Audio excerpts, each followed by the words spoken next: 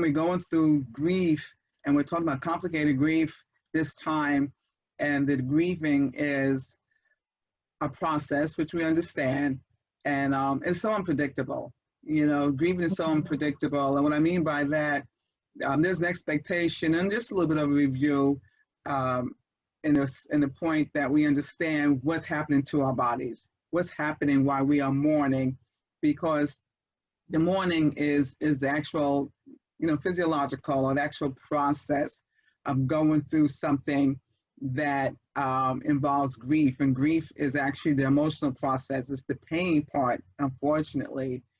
But there's that mourning where we go through the phases of denial, we go through bargaining, we go through anger, and we go through depression, and we then go through acceptance. And the grieving process itself is different emotions that can take place at any time during those phases.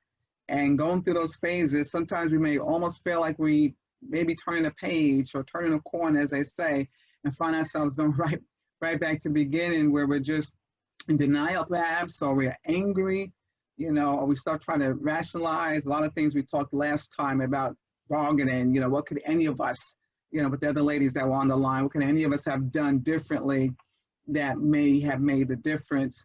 But then we understand that the grieving process is a necessity, but the emotions will bounce back and forth in the whole phases, in the process of trying to move from point A to point B to point B to point C. And just when you think sometimes you may have a little bit of understanding, all of a sudden someone like pulls a rug out from under you, and you're right back to not understanding anything what happened. And so it's unpredictable, the grieving process. And that's why it cannot even be said as to how long it should take. It's, hi, Precious. Hi. Hi, baby girl. It's good to see you. And so no one can really tell anybody how long it should take. It's just, we just cannot, and there should not be any expectation for your grieving or your mourning. You know what I mean by mourning, M-O-U-R-N-I-N-G. So that your mourning should look like someone else's.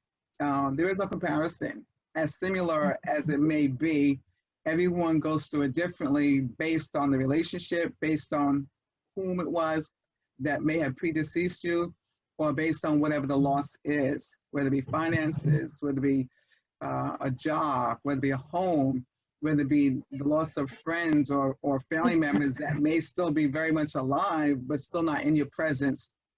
And so we can actually be grieving initially the loss of a loved one. And then before we can even figure that out, here comes something else. Then here comes something else. And so it becomes complicated. We don't know what we're grieving sometimes after a while. Everything in life all of a sudden is causing us pain. It's causing us anguish. And that can spin people. It could spin us in our emotions. But this is where our emotions are trying to get us to. I just want to talk about this just for a minute. This is what ultimately you want to start hoping for and hoping to see. And we call it a resolution. And you know, which means to resolve grief. And at some point it does get resolved as